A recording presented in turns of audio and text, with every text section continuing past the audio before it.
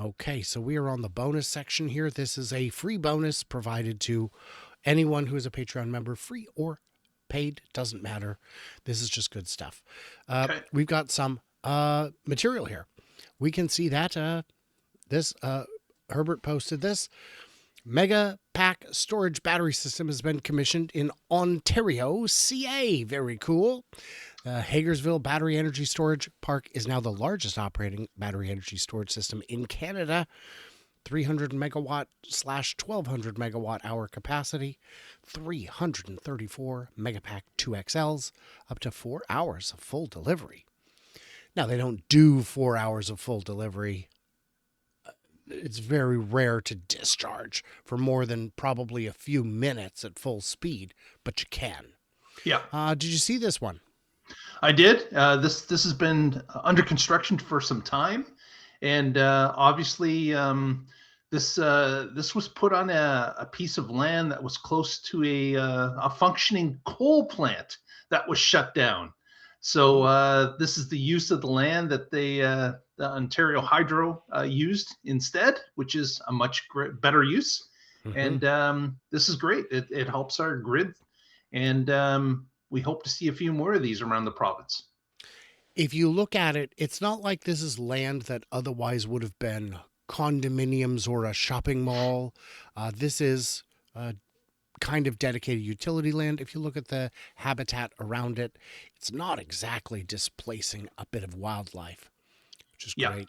Did you hear the other Ontario CA news? What's that? Megacharger in the other Ontario, the one in the other CA, California. Tesla shared multiple updates for its semi-truck program at a time when its share price is down 10% year to date due to global peace and economic conditions. I like that they call it peace instead of what it is. The entire stock market is showing a downward trend on account of explosions. Tesla's strategy to keep producing great products shows the company's commitment to its goals of sustainable transport. And yes, the new Megacharger is up. Yes. Public Megacharger is up. That's got to be bad news for some reason. I'm sure we could find some of our Fudster friends to tell us why it's so terrible. Well, this is great news because, of course, this is down near the port of Long Beach, Yes. and you've got a number of different container carriers that are starting to get some semis, some Tesla semis, and they're going to need a place to charge up. And this is in prime location for doing that. It is very central between the Port of Long Beach and all of the distribution hubs serviced by the Port of Long Beach. So that's quite good. And of course, Ashley Vance got to go in and see the actual assembly line. Ashley Vance was allowed to record. I imagine those recordings will need to be reviewed and approved. I can't imagine you just get full license because there are certainly trade secrets in there. So that's very exciting. And yeah, Megacharger is up near the Ontario Airport, which is pretty close to you. I think if you go south a couple hundred miles and then head Couple thousand southwest, miles. couple southwest for another couple thousand miles, you'll be there. So you can Yeah. just put it in the nav and away you go. So that's pretty good and definitely relies on no misunderstandings on my part. And here's an article just about it. 750 kilowatt Megacharger supports Tesla semi fleet along the West Coast. And the 750 kilowatt charging sounds like a lot until you realize that there are passenger vehicles in China that already charge at a higher rate than that. But hey, man, we'll take what we can get for now. And then we've got this one. I don't know if you saw this. Canada's largest electric truck trial, delivers clarity for fleets. Did you see this one? That I missed. So this is Yeah. news to me. Transport Canada's zero emissions trucking program delivered one of the clearest data sets yet on how Class 8s perform outside of controlled demonstrations and pilot programs. These are real trucks performing real duties. As a result, you get some lumpy data because we don't tell you where to go and what to haul. You just go and you haul. Yeah. You just You, do what you you're do doing. your regular job. Yeah. Right. That's the best data. The project's been unique in that it was conducted over 12 months across different seasons with 2 separate fleets, neither of which was Tesla. But the Yeah. results were largely positive. The report also highlights challenges that must be overcome. Key finding is that the battery electric vehicle is not as simple as swapping out diesel for electric. About that. Electric trucks operated by Martin Brower and Loblaw, followed by PIT Group, for a year performed best when not asked to mimic diesel operations, but when fleets adapted operations around their strengths and limitations. So I imagine that they're dealing with cold weather. I imagine they're dealing with short range because these are Yep. not Tesla. And as long as you work around that, efficiency gains are undeniable. Electric trucks delivered on expectations. Gains achieved even though the trucks frequently operated below their theoretical range due to conservative dispatch decisions and limited confidence in public charging. Go ahead. And that's what it takes, right? Especially when a fleet owner gets it and they're a test pilot for this, they're not quite sure if the stated 200 miles is actually a reality when it comes to their the weather conditions outside. Indeed. Yeah. Indeed. Um, and then we've got this chart here that shows the price. The eCascadia, $560,000. I assume that's Canadian. Canadian. That's Yep. that's still a bit of money Yeah.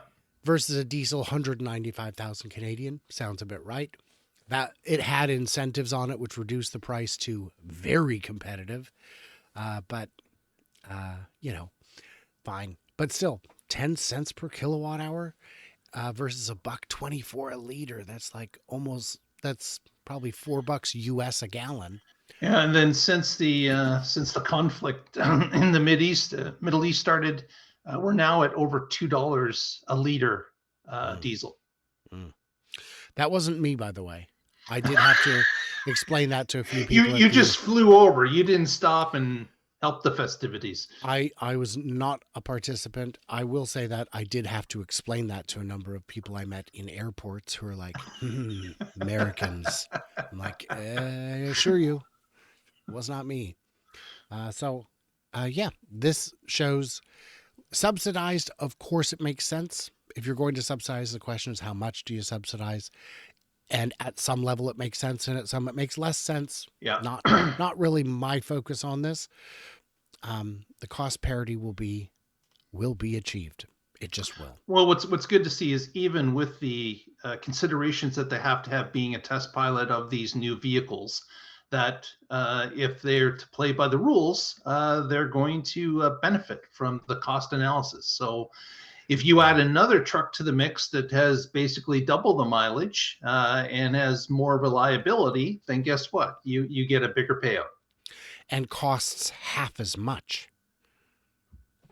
If the price difference is as big as that subsidy, which it almost is, yeah.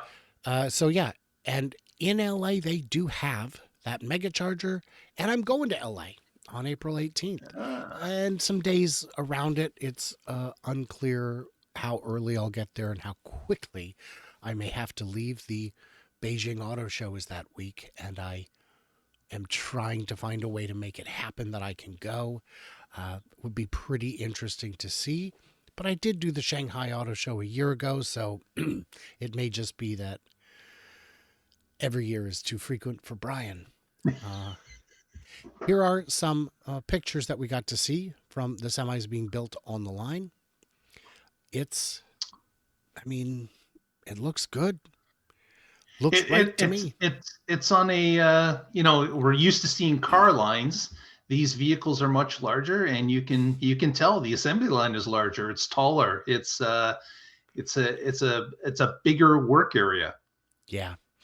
And to answer a question that people have had, what on earth do you need a stamping press for? The answer is this whole side needs to be stamped. Um, so, Yep. yeah, uh, you know, looks good. And I noticed in some of the videos that the vehicles they're using the ceiling space for conveyor systems. So you've got Mm, the whole cab moving above you on a conveyor system, traversing over other parts of the line.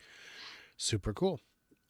This is a bit out of date now, but Tesla's hiring 150 roles to ramp up semi production.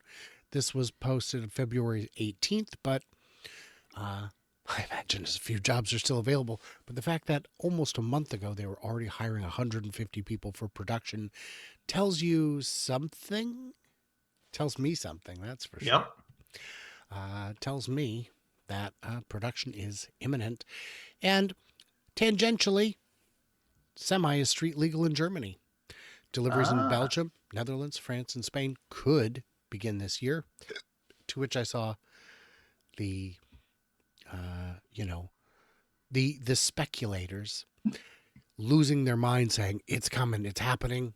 I'm going to say by, and then they'd say like July. It's not happening in July. I'm telling you that right now.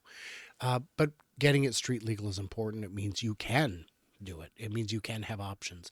It means yep. if the line goes swimmingly, they might just build a copy of it in Berlin.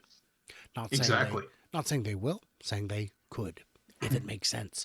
I think it'd be more logical to import a few dozen for a couple customers to check out, determine the actual demand before moving forward.